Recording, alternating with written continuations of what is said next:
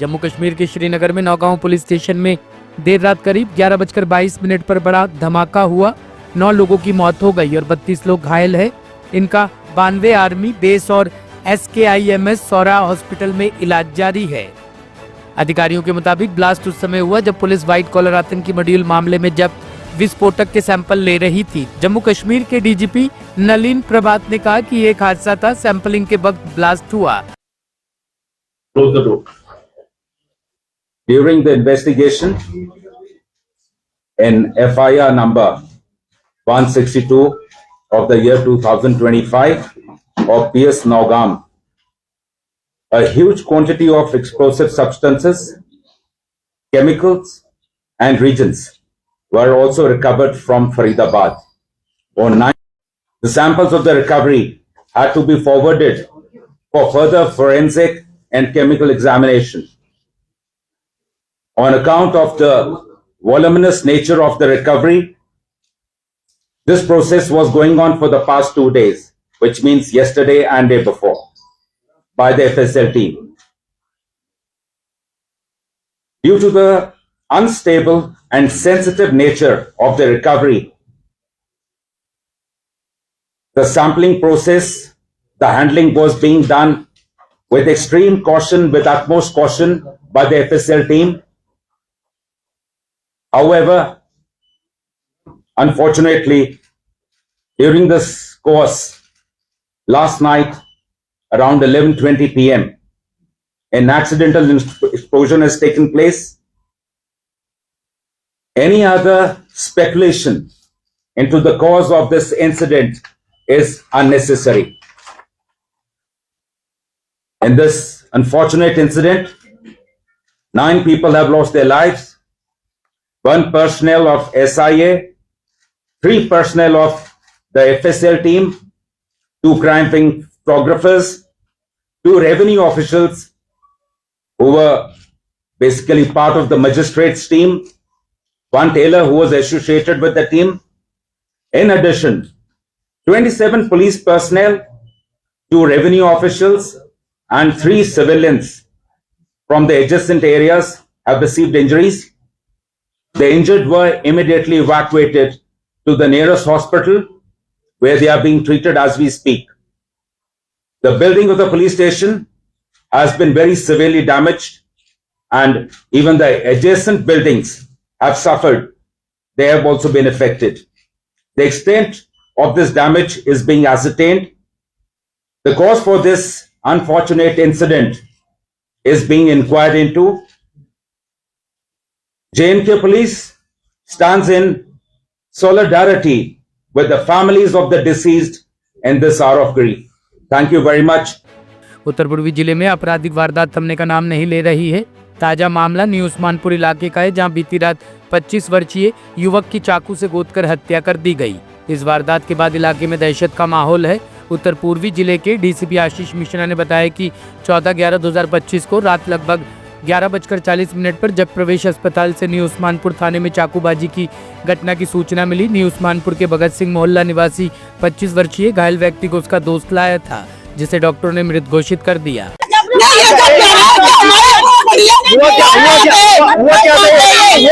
मुझे नहीं पता, मुझे कुछ नहीं पता क्या हुआ था, क्या नहीं है, घर से गया है, मुझे कुछ नहीं पता क्या हुआ। आप बताइए। अभी तो हमें कुछ भी नहीं पता। तो घर से गया था, आप बता दीजिए। आज घर से गया था, 5:30 बजे गया था। आपके सामने गया? हाँ, 7 बजे गया मेरे सामने घर से। उसके बाद अब खबर मिली हमें। क्या मिला, क्या खबर? इस बच्चे का एक्सीडेंट हो गया, इसे बच्चे को मारा गया है 6-7 लड़कों ने। अच्छा, हमें वो लड़के ला दो, हम उन लड़कों से अपना बदला लेंगे, तुम हमारे बच्चे को ले लो, हम दे लेंगे बॉडी। मारा क्या इनको? चाकू मारा है, उसका यहाँ लगी है, एक यहाँ लगा है, कमर में लग रहे हैं। एक बच्चे में 7 जने वार करेंगे, 7 को ला दो। पुलिस क्या कहती है? आपसे पुलिस क्या कहती है? क्या क्या पुलिस है ना, वो ड्रामा दिखाती है। हमारा बच्चा 1 घंटे तक पड़ा रहा था। वो ड्यूटी से घर आ रहा था, उसके साथ ये हादसा हो गया। हम हादसे में उसको जक्कर पेशेंट हॉस्पिटल ले गए, डॉक्टर ने वो उसको ECG करी तो वो मृत घोषित हुआ। और उसकी मम्मी ने उसको फोन भी किया था कि घर कब तक आ रहा है, उसकी बात भी हुई है, उसकी मम्मी से कह रहा मैं आ रहा हूँ। जब वो नहीं आया तो पता लगी उसको जक्कर पेशेंट हॉस्पिटल लेके गए हैं, उसके साथ हादसा हो गया है। हादसे में मुझे पता लगी कि मेरा छोटा वाला भाई आया था, उसने बोला कि इसको चाकू वाकू लग गए हैं। मैंने उसने मुझे बोला कि मैं घर जाके देखता हूँ, बता दूंगा। अब वो गया, उसने देख के बताया कि भाई हालत खराब है, हम आके देखा था वो मृत हो चुका। तो कौन सी जगह कहते हैं जहाँ पे इंसिडेंट? ये भगत सिंह कॉलोनी, गली नंबर 6। उम्र है 25 साल, क्या नाम है? मोहित नाम है। घर में परिवार में एक ही है और भाई? एक ही लड़का है। उसके माँ बाप हैं, उसकी बहन है, वो अकेला लड़का होता। कमाने वाले यही थे?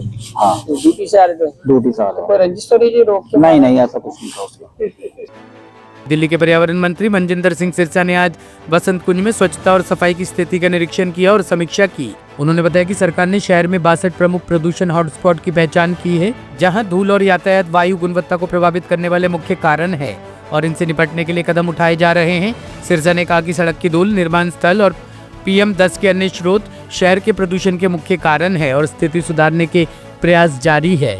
देखिए, बहुत कमियां अभी तो सड़कों के ऊपर बहुत काम की जरूरत है, सफाई के प्रबंधों में बहुत कमियां हैं, जो इंफ्रास्ट्रक्चर है वो पूरी तरह से शेम कंडीशन में है। दिल्ली के अंदर एक बहुत बड़ा पोल्यूशन का कारण है PM10, जो कि बहुत कंस्ट्रक्शनों की साइटों से या सड़क की धूल, ये सारी उसमें कंट्रीब्यूट करती है। हमने दिल्ली के अंदर ऐसे 62 स्पॉट्स आइडेंटिफाई किए हैं।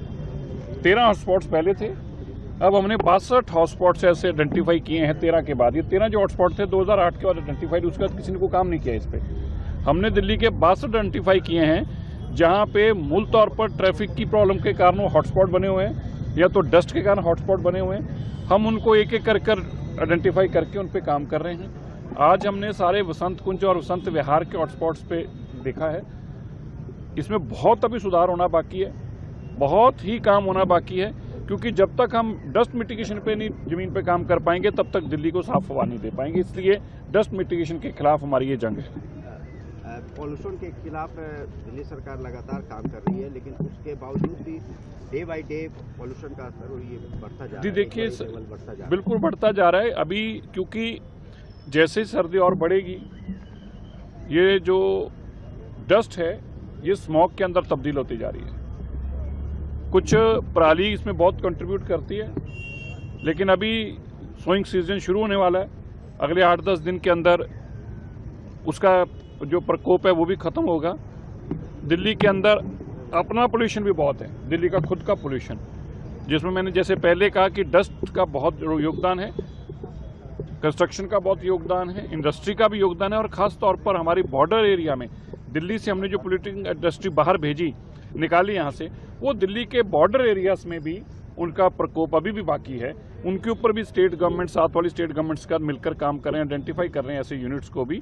सो हर तरीके की ज़मीन के ऊपर एक जंग चल रही है इस पोल्यूशन के खिलाफ। इस सीजन में, इस सर्दी के सीजन में क्या लोगों को, दिल्ली वालों को स्वच्छ हवा नहीं, इससे बेहतर कर, जो देखिए स्वच्छ हवा तो तब है जब 50 से कम AQI हो, कम से कम लिवेबल हो, उसके ऊपर अभी तो काम कर रहे हैं। पिछले 10-12 साल की जो बीमारी है वो घंटों में ठीक करनी तो संभव है।